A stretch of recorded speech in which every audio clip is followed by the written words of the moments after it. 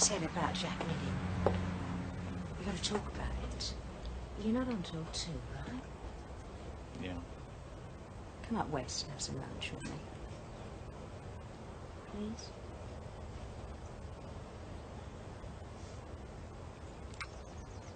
You paying, are you?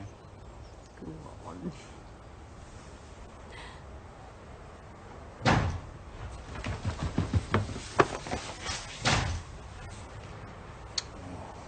The perfect father, that's me, straight out of Spot. Nobody's perfect. Do you come round? Right, 12 o'clock down the Nick, okay? You're on. Right. Bye, love. Bye. Take care.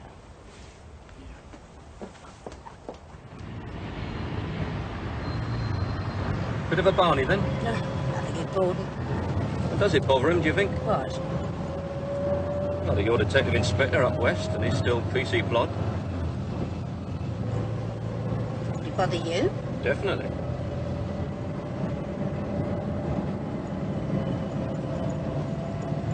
He's talking about leaving the force. I see.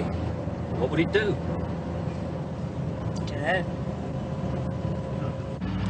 Any previews from CRO, Jenkins? 2 years for GBH, 6 years ago. Good as gold since. All right, thanks, Jimmy. Those bed cassettes are turning up again. Tell DC Hammond and his buck. What's his name? Weaver. Tell him to keep an eye on the suitcase traders in Oxford Street. They may give him a lead. Now, what was the other thing? A dodgy Scotch, isn't that right? Anything? No, there's nothing going in for the back door. Oh, of course, they're taking it in the front. Pint a pint in the annex, lunchtime. Red's coming in to have lunch with me. Oh, thanks, Eileen. Just some make-up time. Trouble reading my writing. Oh, I've Something like seen that. worse, on prescriptions. Oh, yes, yes, yes. Thanks, Mum. Business.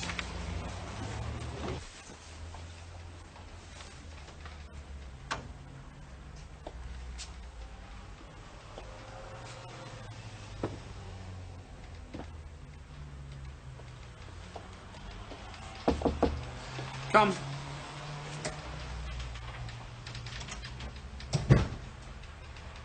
Sit down, Inspector.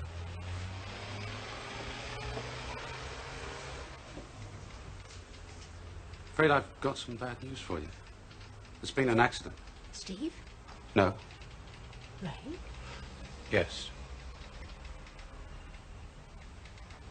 Ray? Very sorry.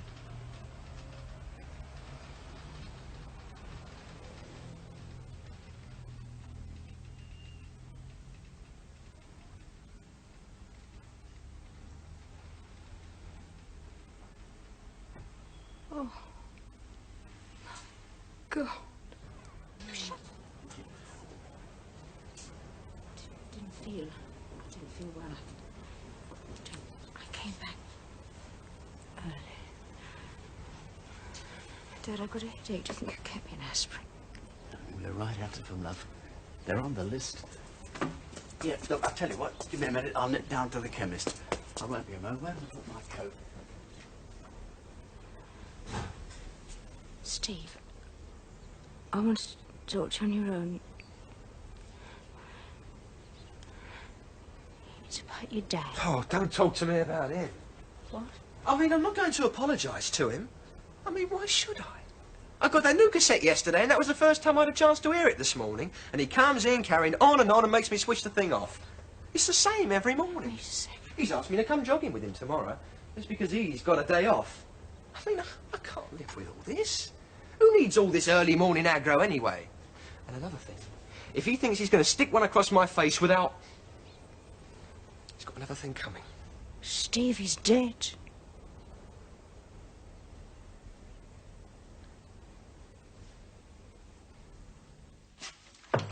Yes. Sorry to disturb you, ma'am, but I have a woman waiting to see you, a Mrs. Tate. What did you want? Well, apparently you wrote to her some time ago and invited her in to pick up some personal items. Personal items? You organised a raid. I imagine she's talking about property you're not using in evidence. Tate? Good God, that was months ago. Well, she hasn't been able to get in before. Oh, God, what a day to choose. They're up to her ears downstairs. Well, I would have put her off, but... But what? She doesn't look at all well, ma'am. Oh, OK, Maisie, I'll see you. Show in. Would you like to come in, ma'am? Mrs. Tate, ma'am. Please do sit down, Mrs. Tate. Thanks, Miss. Well, now, Mrs. Tate, what are your husband's initials? W.A. Wallace Arnold. And the actual date of arrest, can you remember? It was 5 months ago, September the 5th. And you received my letter when?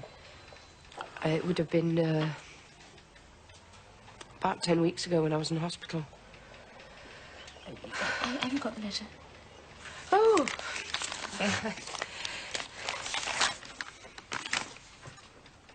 Oh, yes, we're getting somewhere. There.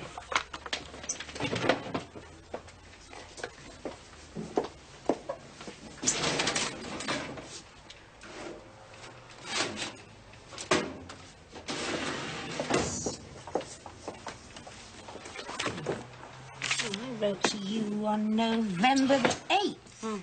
Is it important? Well, it's open day downstairs. I'm sure you've gathered. It's a very busy day. I'm not going to be very popular if I ask somebody to open up the property store. But, well, I will if you want me to. That is, if you feel there are some items that you can't live without. There are some things I'd rather not live without, yes. Right. Then, let's see if the old charm still works. Front desk, Brian. Oh, hello, man. Yeah, well, I mean, that could prove a bit tricky. Yes, Dave, I do realise it is inconvenient, but is it possible? Nothing is impossible, you've been told. Dave, the lady's entitled. I'd be obliged. Okay, thanks. I'll remember you in my will. He's, going to get someone to open up the store. You're all very considerate. No, we're not heartless, Mrs. Tate. I'm sure you're very human underneath. We do our job as required. You did a very good job on my husband. He's awaiting trial. He's on remand, yes. He's not a happy man. You managed to get to see him? With me in hospital and him in prison, it wasn't easy. Mrs. Tate, I think I should point out that as investigating officer, I'm not actually allowed to talk about the case. You do understand. I'm sorry. I've got to take some medicine. It's all right. The young lady brought me some water. It's out there. Oh, it's all right, Mr. Tate. I'll get it for you.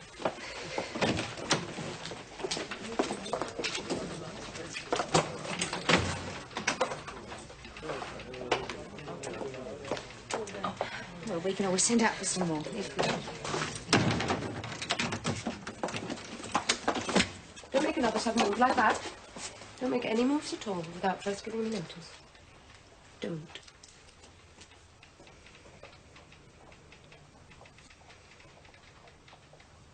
May I ask what all this is in aid of, Mrs. Tate?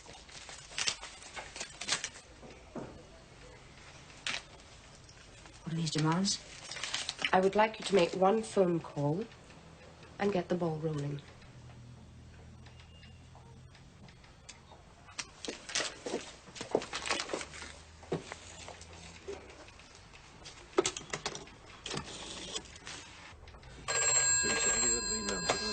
Yeah. Bill, it's Maggie. I've got a Mrs. Jocelyn Tate in my office. I arrested her husband, Wallace Arnold Tate, 5 months ago. He's in Brixton on remand. He's awaiting trial. Mrs. Tate has lifted a set of keys and she's locked both my office doors. What does she want? She's given me a list of demands. What do you mean, demands? What sort of demands? She wants to see her husband, in person. And she wants us to drop the case. She's serious? She's deadly serious. So what you got, fresh evidence?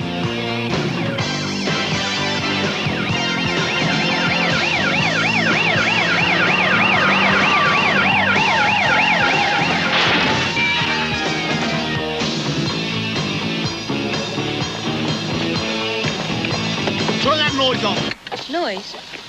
Do you know you were doing 30 miles an hour over the speed limit? But that's illegal. It's all right, officer. They were responding to an emergency call. You might have identified yourselves. Saved us all a bit of aggro. You have completely ruined my coffee break. All air and seaports have been sealed off. The escape was a work of art, Maggie. What do you want us to do, Nigel? You'll find a pub on the London Road out of Rochester, the White Hart. A man called Donahue will be waiting for you. He'll fill you in. Hang on a minute. Who is he? The good book says he's Winchester, Oxford, flamboyant opening bat, evil googly, fluent Arabic, and his father was a brigadier. DI-6. Sounds very much of that ilk. Thanks. Forewarned is forearmed, as they say. As who says? Is anyone going to let us know what's going on? Edward Stone skipped out of prison this morning. You better follow me. Oi! My turn. I like to drive, and I like to live. He'll aim for the south coast. Folkestone, Dover, where there's crowds. You've got the ferries and the hovercraft covered. Yeah, of course. The smart money's on a Russian sub waiting offshore. What makes you think he won't fly out? Too risky. Radar picks up everything these days, no planes. He'll take a boat from Folkestone or Dover. You see if he doesn't, Maggie. You're the expert. There are no experts in this game. Some are merely less incompetent than others. And the kid says there were 3 of them. Army uniforms in the back of a military Land Rover. And this place has no Ministry of Defense connections. None that we know about.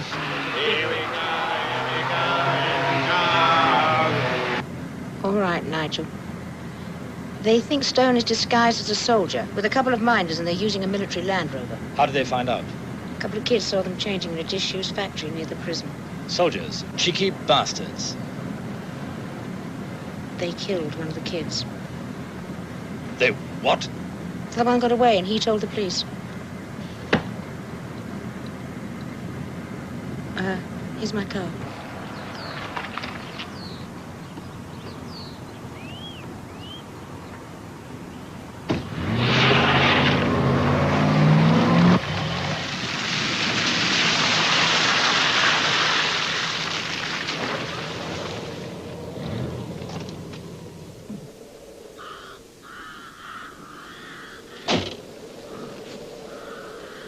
How did you know he was here? While you went for coffee, I used your car phone to trace the calls. You made one to this house, one to the airfield, and one to Ellen Stone, telling us to go to Canterbury, where we played out your charade of believing that Stone had gone south instead of up here. There was also a phone in the burned-out Jeep, so that you could keep Stone one jump ahead of us all the time, telling him to get out of his soldier gear when he'd been rumbled. I didn't want the boy killed. Oh, I'm sure you didn't. Getting a spy out of prison to the Russians was one thing, but killing was another. Well, that was way over the top. I'm not working for the Russians, Maggie. Who the hell are you working for? The same people as you. Just a different department, that's all. Politics. Now you have lost me entirely. Detente is the flavor of the month again. We want to talk peace and friendship. But a prerequisite is to get Stone back. He is, after all, the greatest spy we've had in years. Trouble is, there's nobody to swap him with. So we did a Blake. We sprung him ourselves. No harm done. You said it yourself. He's a busted flush. No harm done. A boy was killed. Grow up, Maggie. Take the phone. Call Nigel. Call my bosses. They'll all tell you the same. Let Stone go.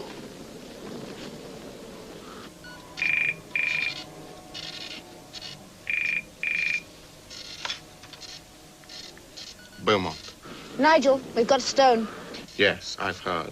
I have the director of DI-6 with me. What do you want me to do with him, Nigel? Do with him. I understood that our orders were to find Stone and detain him, but Donahue holds a different view. Donahue wants you to release him. He tells me that due to politics, Stone is to go free. Is that right? Do I understand that I am not to apprehend an escaped criminal and an accomplice to murder? Nigel, are you ordering me to let him go? No, I am not. Your orders are as they were. To place Stone in police custody as soon as is practical.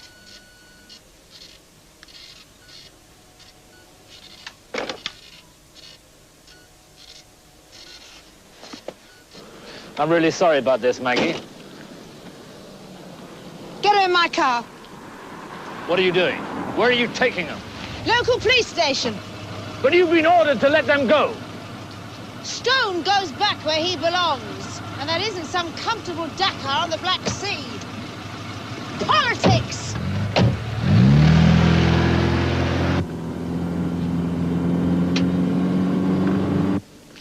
What do you think the boy will get? No.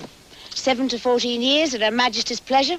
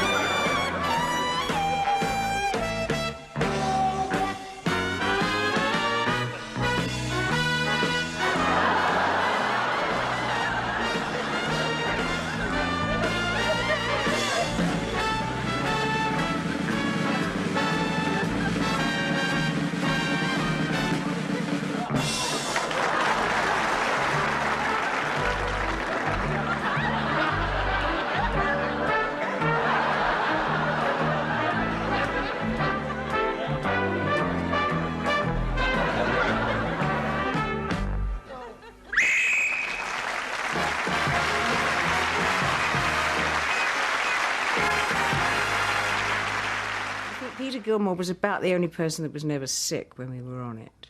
I remember once Peter and I were set to do this one scene, and the cameraman was at the top of the mast above us, and somebody said, "Look out below," and Peter grabbed me and pulled me towards him, and the cameraman threw up from the mast straight into the sea. Everyone was being sick. Oh, I am sorry, sir. I was playing the cabman.